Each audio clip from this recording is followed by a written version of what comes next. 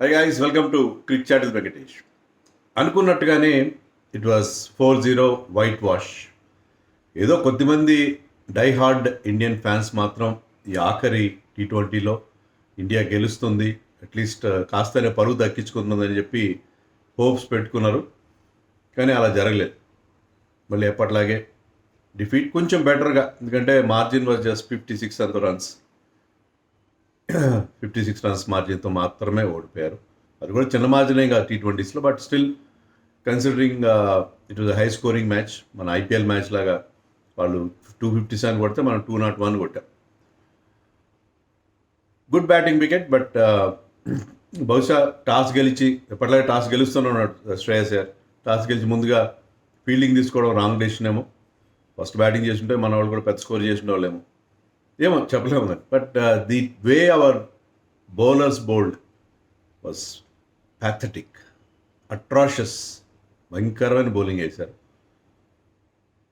And fielding ఇంకా దారుణంగా ఉంది. బౌలింగే బాగాలేదంటే ఫీల్డింగ్ ఇంకా దారుణంగా ఉంది. అంటే మనం ఈ సిరీస్లో చూసింది ఏంటంటే బ్యాటింగ్ వైఫల్యం ప్రధానంగా చూసాం మనం. బౌలర్స్లో some bowlers were good, okay. Spinners very bad, but pace bowlers okay అనుకున్నాం. కానీ ఇక్కడ అందరూ వితౌట్ ఎక్సెప్షన్ ధారాళంగా రన్స్ సమర్పించుకున్నారు. Because there is a wonderful partnership between Buttler and Brook. But anyway, ఏ రకంగా చూసుకున్నా ఇండియా డౌన్ అండ్ అవుట్గా కనిపించింది. సో ఈ విజయం పెద్దగా మనని ఇబ్బంది కూడా పెట్టలేదు, ఎందుకంటే మనం ఫుల్గా ప్రిపేర్డ్ అయి ఉన్నాం. మనకి ఎక్కువ బాధ పెట్టలేదు. మామూలు ఇండియా ఓడిపోతే మనకి ఏదో ఒక డిప్రెసివ్ ఫీలింగ్ ఉంటుంది, ఇలా కలగట్లేదు. ఎందుకంటే మనం దీనికి already we're resign to this feeling. ఇక్కడ ఓడిపోతారని చెప్పి మనం ముందుగానే ఊహించేసుకున్నాం. ముందుగా మనం రెడీగా ఉన్నాం, దానికోసం ప్రిపేర్ అయి ఉన్నాం. అందుకని పెద్దగా మనం బాధ పెట్టలేదు. But it was still a very very bad defeat. అంటే 3-4 T20స్లో అంత హ్యూజ్ మార్జిన్తో పెద్ద తేడాతో ఓడిపోలేదు, కానీ still it was a bad defeat. Series మొత్తం కూడా మనకి ఒక పీడకల లాంటిది. ఐర్లాండ్లో జరిగిన 2 మ్యాచ్లు కానీ, ఇక్కడ జరిగిన 4 మ్యాచ్లు కానీ ఒక పీడకల్లాగా మర్చిపోవాలి మనం. దృశ్యం సినిమాలో చెప్తాడా, మనం అప్పుడు ఆ రోజు మనం లేము అన్నట్టుగా, ఆ రోజు మన డిక్షనరీలో లేదన్నట్టుగా మనం చేసుకోవాలి. అంతకు మించి మనం వేరే మాట్లాడే పరిస్థితి లేదు.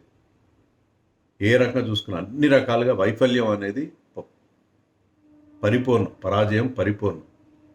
But batting, bowling and fielding అన్నిట్లో కూడా. అంటే ఒక్కసారి గౌతమ్ గంభీర్ అన్నాడు 2 మ్యాచెస్ బ్యాక్ ప్రెస్ కాన్ఫరెన్స్కి వచ్చి, ఒక్క రోజు ఓవర్ నైట్ టీం బ్యాడ్ అయిపోతుందా? ఓవర్ నైట్ బ్యాడ్ అయిపోయింది కదా.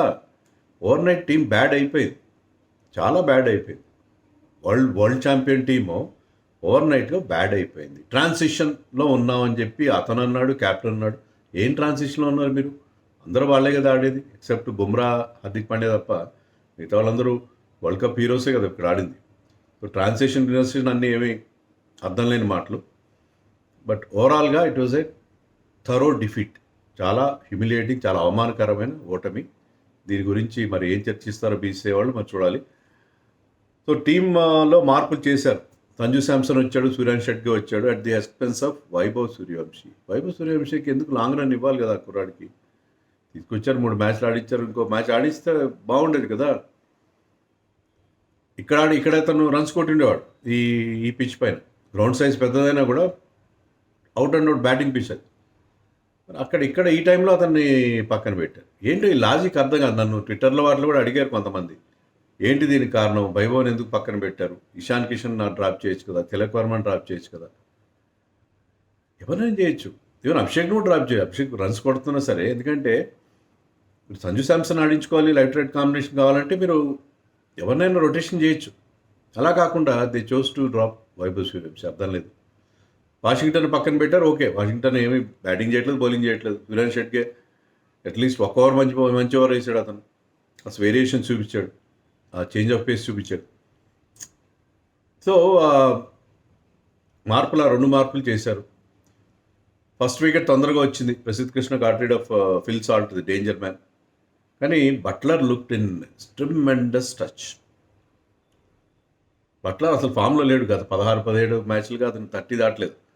అలాంటి బట్లర్ సూపర్బ్ ఇన్నింగ్స్ ఆడాడు.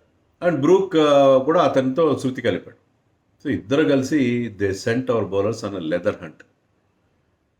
ఇంకా బౌండరీలు సిక్సర్ల వర్షం కురిసింది. ఎవ్వరు కూడా ఎవరిని స్పేర్ చేయలేదు. Prince Yadav was very impressive in his first 2 matches in international cricket.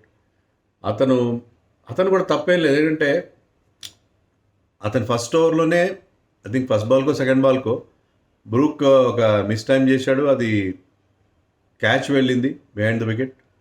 And Shivam Dube దారుణంగా డ్రాప్ చేశాడు. చాలాసేపు గాల్లో ఉంది ఆ బాల్. కాస్త కూల్గా అతను దాన్ని జడ్జ్ చేస్తుంటే సరిపోయింది. ముందుకెళ్ళడానికి వెళ్ళాడు, ఆఖరికి టోటల్గా మిస్ జడ్జ్ చేశాడు. ఈ లెవెల్లో ఖచ్చితంగా తీసుకోవాల్సిన క్యాచ్ అది. ఎందుకంటే చాలా స్లోగా వెళ్ళింది, చాలాసేపు గాల్లో ఉంది ఆ బాల్. అది కలిసి వచ్చింది. అది క్యాచ్ పట్టుంటే మ్యాచ్ వేరే రకం ఉండేదేమో.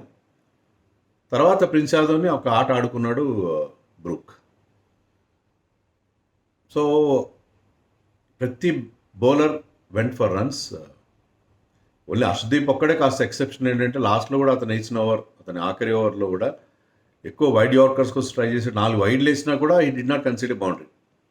Prasidh Krishna was impressive. మంచి పేస్ వాజ్ అప్. అతను కూడా వాళ్ళిద్దరే కాస్త రెస్పెక్టబుల్ ఫిగర్స్, అంటే less than 10 runs per over ఎకానమీతో బయటపడ్డారు.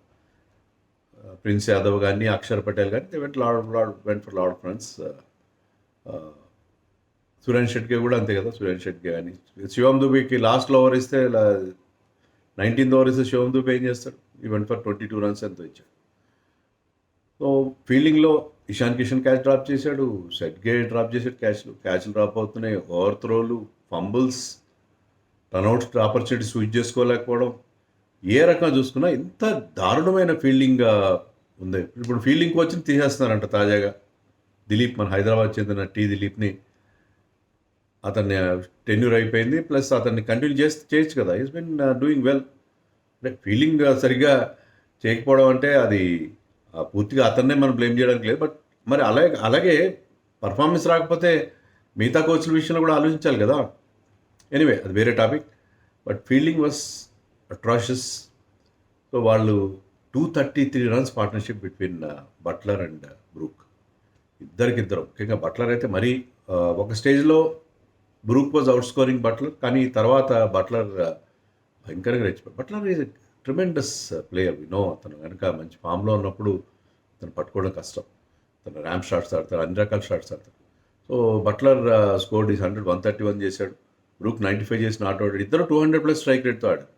వాళ్ళు 233 second highest partnership in T20s. అంటే టెస్ట్ ప్లేయింగ్ నేషన్స్ తీసుకోండి. అంటే ఆ ఫస్ట్ పార్ట్నర్షిప్ ఇంకో 4 రన్స్ అంత ఎక్కువ ఉంది, అదే 3 రన్స్ ఎక్కువ ఉంది. అది ఎవరిదంటే ఆఫ్ఘనిస్తాన్ వేస్తే ఐర్లాండ్. అదంతా సీరియస్ పట్టించుకోకూడదు. సో కాస్త బిగ్గర్ నేషన్స్ విషయంలో ఇది హయ్యెస్ట్ పార్ట్నర్షిప్. ఇండియా మీద ఇది హయ్యెస్ట్ పార్ట్నర్షిప్. ఇంకా బౌలర్ రికార్డ్స్ ఉన్నాయి దాంట్లో. ఇద్దరు కూడా అద్భుతంగా ఆడారు. సో మన అంటే మూలిగే నక్క మీద తాటిపండులాగా మన ఇంజరీస్ని మరింత వాటిని కెలికినట్టుగా చేశారు వాళ్ళు. సో ఆ రకంగా వాళ్ళు 233 runs partnership, 257 they put on the board. ఒక స్టేజ్లో 300 వస్తుందేమో అనిపించింది. ఎందుకంటే ఓవర్కి 20 రన్స్ చేస్తున్నారు వాళ్ళు, కానీ 300 రాకుండా జాగ్రత్త పడ్డారు మన బౌలర్స్. శివం దుబేకి ఆ వికెట్ వచ్చింది, అది all important wicket of Buttler. But ఎప్పుడు 19th ఓవర్లో వచ్చింది. ఎనీవే తర్వాత మన వాళ్ళు బ్యాటింగ్ స్టార్ట్ చేసినప్పుడు Sanju Samson look very good. 27 runs చేశాడు, కానీ ఆ 27 రన్స్లో ఆ ఇంటెంట్ కనిపించింది అతని దగ్గర. మన ఇంటెంట్ కనిపించింది. Was hitting those sixers, force very well. So Sanju Samson ఒక రకంగా సెలెక్టర్స్ని ఎంబారస్ చేశాడని చెప్పాలి. 27 రన్సే చేసి ఉండొచ్చు, కానీ నేను ఈ రకంగా ఆడగలను అని చెప్పి అతను ప్రూవ్ చేశాడు, ఇంటెంట్ చూపించాడు. అభిషేక్ శర్మాస్ డే కాదు ఇది. Abhishek Sharma look totally out of sorts, తొందరగానే వెళ్ళిపోయాడు అతను. Ishan Kishan look very good. Ishan Kishan 50 చేశాడు. అతను కూడా మంచి ఇంటెంట్తో ఆడిన పరిస్థితి మనం చూసాం. శ్రేయస్ అయ్యర్ కూడా చేసిన తక్కువ రన్సే, కానీ అతను కూడా ప్రయత్నం చేశాడు. కానీ పెద్ద టార్గెట్ ఫేస్ చేసినప్పుడు కొంచెం రిస్క్ తీసుకోవాలి. వాళ్ళ స్పిన్నర్స్ ఎంత బాగా బౌలింగ్ చేస్తున్నారు. Adil Rashid got wicket, Dawson got wicket. ఏంటంటే వాళ్ళు 10కి పైగా వికెట్లు తీశారు ఈ సిరీస్లో, ఈ 4 మ్యాచ్లు, అంటే ఈ 5 మ్యాచ్ల సిరీస్లో. మన స్పిన్నర్స్ 2-3 వికెట్లు మాత్రమే తీశారు. బౌలర్ రన్స్ ఇచ్చారు, more than 10 runs per over ఇచ్చారు.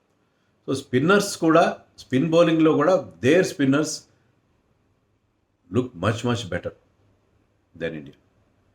సో వాళ్ళు రెగ్యులర్ ఇంటర్వల్స్లో వికెట్స్ ఇచ్చారు. మనకి పెద్ద పార్ట్నర్షిప్స్ లేవు, ఒక చెప్పుకోదగ్గ పార్ట్నర్షిప్ కూడా లేదు. సో వికెట్స్ పడుతూనే ఉన్నాయి. తిలక్ వర్మ, ఇషాన్ కిషన్ వాళ్ళిద్దరు కూడా వాళ్ళు కొంచెం ఫేస్ సేవింగ్ ఇన్నింగ్స్ ఆడారు. Tilak Varma batted well. తిలక్ వర్మ ఇలాంటి షాట్లు కొట్టగలడు, కాస్త అగ్రెసివ్గా ఆడగలడు అని మనకి మరొకసారి అర్థమైంది. కానీ ఏంటంటే చాలాసార్లు తన మీద తనే రెస్ట్రిక్షన్ పెట్టుకుంటాడు. అవుట్ అయిపోతాను ఫియర్ ఆఫ్ ఫెయిల్యూర్తో అతను సరిగ్గా రన్స్ కొట్టాడు. కానీ ఈరోజు ఒక మంచి హాఫ్ సెంచరీ చేశాడు తిలక్ వర్మ. బట్ మిగతా వాళ్ళు అంతంత మాత్రమే ఆడారు కదా, దాంతో మనకి లాస్ట్లో పెద్దగా కాంట్రిబ్యూషన్స్ రాలేదు. Anyway they asking wrote was two high. Tilak Varma ఆడుతున్నప్పుడు కూడా ఇషాన్ కిషన్ కూడా 50 చేసిన తర్వాత అవుట్ అయ్యాడు.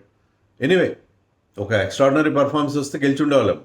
బట్ స్టిల్ ఒక ప్రయత్నం అయితే చేశారు, 200 స్కోర్ క్రాస్ చేయించారు. మిగతా వాటితో పోలిస్తే బ్యాటింగ్లో కాస్త బెటర్ పర్ఫార్మెన్స్ ఇచ్చారు. బట్ ఓవరాల్గా సిరీస్ అంతా కూడా totally disappointing all 3 departments. So చాలా సోల్ సెర్చింగ్ చేయాలి, చాలా కోర్స్ కరెక్షన్ చేసుకోవాలి ఇండియా. అండ్ జింబాబ్వేలో గెలుస్తారా అది కూడా డౌట్గానే కనిపిస్తుంది.